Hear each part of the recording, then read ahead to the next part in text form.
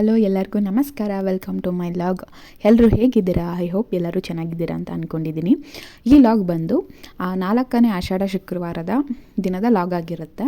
Morning 4 o'clockನೇ ಎದ್ದ ತಕ್ಷಣ ಮನೆಯೆಲ್ಲ ಕ್ಲೀನ್ ಮಾಡಿಕೊಂಡು ನಾನು ಸಹ ಫ್ರೆಶ್ ಅಪ್ ಆಗಿ ಬಂದು ಇವಾಗ ಪೂಜೆಗೆ ಪ್ರಿಪ್ರೇಷನ್ ಮಾಡ್ಕೋತಾ ಇದ್ದೀನಿ. ಇವಾಗ ರಂಗೋಲಿ ಹಾಕ್ತಾಯಿದ್ದೀನಿ. ರಂಗೋಲಿ ನೋಡ್ಕೊಂಡು ಬನ್ನಿ.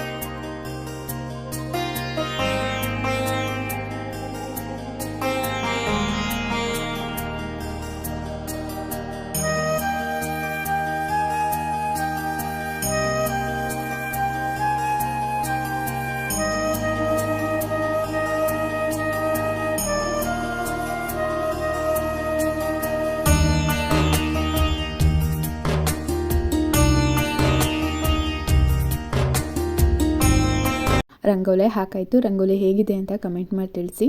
ಇವಾಗ ಫೋಟೋಗೆ ಹೂಗಳನ್ನ ಇಡ್ತಾಯಿದ್ದೀನಿ. ನೆಕ್ಸ್ಟು ಸ್ಟವ್ ಮೇಲೆ ರಂಗೋಲಿಯನ್ನು ಹಾಕಿ ಅದಕ್ಕೂ ಸಹ ಅರಿಶಿನ ಮತ್ತು ಕುಂಕುಮನ ಇಡ್ತಾಯಿದ್ದೀನಿ.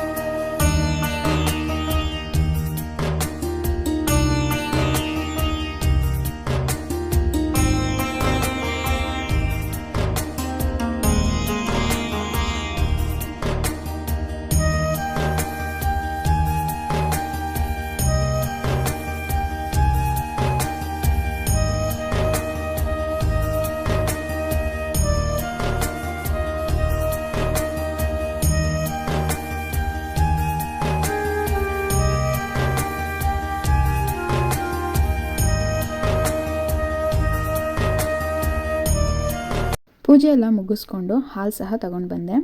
ಇವಾಗ ಒಂದು ಲೋಟ ಟೀ ಇಟ್ಕೊಂಡು ಕುಡ್ಕೊಂಡು ಆಮೇಲೆ ಬ್ರೇಕ್ಫಾಸ್ಟ್ಗೆ ರೆಡಿ ಮಾಡ್ಕೋತೀನಿ. ಬ್ರೇಕ್ಫಾಸ್ಟ್ಗೆ ನಾನಿಲ್ಲಿ ಕೊಕೊನಟ್ ರೈಸನ್ನು ಮಾಡ್ತಾಯಿದ್ದೀನಿ. ಅದನ್ನು ನಿಮಗೂ ಸಹ ತಿಳಿಸ್ಕೊಡ್ತೀನಿ ಬನ್ನಿ. ತುಂಬ ಈಸಿಯಾಗಿ ಸಿಂಪಲ್ಲಾಗಿ ಮಾಡ್ಕೊಬಹುದು. ನಾನಿಲ್ಲಿ 1 ಲೋಟ ಅಕ್ಕಿಯನ್ನು ಆಲ್ರೆಡಿ ಅನ್ನ ಮಾಡಿಟ್ಕೊಂಡಿದ್ದೀನಿ. ಅದನ್ನು ಸ್ವಲ್ಪ ತಣ್ಣಗಾಗಲಿಕ್ಕೆ ಬಿಡಬೇಕು, ಯಾಕಂದರೆ ಬಿಸಿ ಅನ್ನ ಕೊಕೊನಟ್ ರೈಸ್ಗೆ ಚೆನ್ನಾಗಿರಲ್ಲ. ಹಾಗಾಗಿ ಇವಾಗ ಸ್ಟವ್ ಹಚ್ಚಿ ಒಂದು ಪ್ಯಾನನ್ನು ಇಟ್ಟು ಅದಕ್ಕೆ ಒಂದು 6ರಿಂದ 7 ಟೇಬಲ್ ಸ್ಪೂನಷ್ಟು ಎಣ್ಣೆಯನ್ನು ಹಾಕಿ, ನೆಕ್ಸ್ಟ್ ನಾನಿಲ್ಲಿ ಅರ್ಧ ಟೇಬಲ್ ಸ್ಪೂನಷ್ಟು ಸಾಸಿವೆ ಮತ್ತು 1-2 ಟೇಬಲ್ ಸ್ಪೂನಷ್ಟು ಕಡಲೆಬೇಳೆ ಮತ್ತು 1 ಟೇಬಲ್ ಸ್ಪೂನಷ್ಟು ಉದ್ದಿನಬೇಳೆಯನ್ನು ಹಾಕ್ಕೊಂಡಿದ್ದೀನಿ. ಮತ್ತು ಒಂದು ಸ್ವಲ್ಪ ಕಡಲೆ ಬೀಜನೂ ಸಹ ಸೇರಿಸ್ಕೊಂಡಿದ್ದೀನಿ. ಚೆನ್ನಾಗಿ ಫ್ರೈ ಮಾಡಿಕೊಂಡು ನೆಕ್ಸ್ಟ್ ನಾನಿಲ್ಲಿ ಗೋಡಂಬಿನೂ ಸಹ ಸೇರಿಸ್ಕೊಂಡಿದ್ದೀನಿ. ಗೋಡಂಬಿ ಮತ್ತು ಒಂದು 5ರಿಂದ 6 ಒಣಮೆಣ್ಸಿನ್ಕಾಯಿನ ಸೇರಿಸ್ಕೊಂಡಿದ್ದೀನಿ. ಯಾಕಂದರೆ ಕಾಯಿನೂ ಸಹ ಗ್ಯಾಸ್ಟ್ರಿಕ್ಕು, ಹಸಿಮೆಣ್ಸಿನ್ಕಾಯಿನೂ ಸಹ ಗ್ಯಾಸ್ಟ್ರಿಕ್ ಪ್ರಾಬ್ಲಮ್ ಆಗುತ್ತೆ. ಹಾಗಾಗಿ ನಾನಿಲ್ಲಿ ಒಣಮೆಣ್ಸಿನ್ಕಾಯಿನ ಸೇರಿಸ್ಕೊಂಡಿದ್ದೀನಿ. ಒಣಮೆಣ್ಸಿನ್ಕಾಯಿನ ಸೇರಿಸ್ಕೊಂಡು ಚೆನ್ನಾಗಿ ಫ್ರೈ ಆದಮೇಲೆ ತೆಂಗಿನ ತುರಿಯನ್ನು ಹಾಕ್ಕೊಂಡು 1 ಕಪ್ ಆಗುವಷ್ಟು ತೆಂಗಿನ ತುರಿಯನ್ನು ಹಾಕ್ಕೊಂಡು ಚೆನ್ನಾಗಿ ಫ್ರೈ ಮಾಡ್ಕೊಬೇಕಾಗುತ್ತೆ. ಫ್ರೆಶ್ ಕೊಕೊನಟನ್ನೇ ಬಳಸಬೇಕಾಗುತ್ತೆ, ಯಾಕಂದರೆ ಟೇಸ್ಟ್ ಚೆನ್ನಾಗಿರುತ್ತೆ. ಹಾಗಾಗಿ ಇವಾಗೆಲ್ಲನೂ ಹಾಕ್ಕೊಂಡು ಚೆನ್ನಾಗಿ ಫ್ರೈ ಆದಮೇಲೆ ಸ್ವಲ್ಪ ರುಚಿಗೆ ತಕ್ಕಷ್ಟು ಉಪ್ಪನ್ನು ಸಹ ಸೇರಿಸ್ಕೊಂಡು ಚೆನ್ನಾಗಿ ಮಿಕ್ಸ್ ಮಾಡಿಕೊಂಡು ಇವಾಗ ರೈಸನ್ನು ಸಹ ಸೇರಿಸ್ಕೊಂಡು ಚೆನ್ನಾಗಿ ಮಿಕ್ಸ್ ಮಾಡ್ಕೊಬೇಕಾಗುತ್ತೆ. ಲೋ ಫ್ಲೇಮಲ್ಲಿ ಇಟ್ಕೊಂಡು ಚೆನ್ನಾಗಿ ಮಿಕ್ಸ್ ಮಾಡಿಕೊಂಡು ಸ್ವಲ್ಪ ಕೊತ್ತಂಬರಿ ಸೊಪ್ಪನ್ನು ಹಾಕ್ಕೊಂಡು ಚೆನ್ನಾಗಿ ಮಿಕ್ಸ್ ಮಾಡಿದ್ರೆ ಸೂಪರ್ ಟೇಸ್ಟಿ ಆಗಿರುವಂತಹ ಕ್ವಿಕ್ಕಾಗಿ ಮಾಡ್ಕೋಬಹುದಾದಂತಹ ಕೊಕೊನಟ್ ರೈಸ್ ರೆಡಿ ಆಗುತ್ತೆ. ಇದನ್ನು ದೇವರ ನೈವೇದ್ಯಕ್ಕೂ ಸಹ ಇಡಬಹುದು. ಈ ವ್ಲಾಗ್ ಇಷ್ಟ ಆಗಿದ್ದರೆ ಪ್ಲೀಸ್ ಲೈಕ್ ಮಾಡಿ, ಶೇರ್ ಮಾಡಿ ಆ್ಯಂಡ್ ಕಮೆಂಟ್ ಮಾಡಿ, ಸಬ್ಸ್ಕ್ರೈಬ್ ಮಾಡ್ಕೊಳ್ಳಿ. Thank you.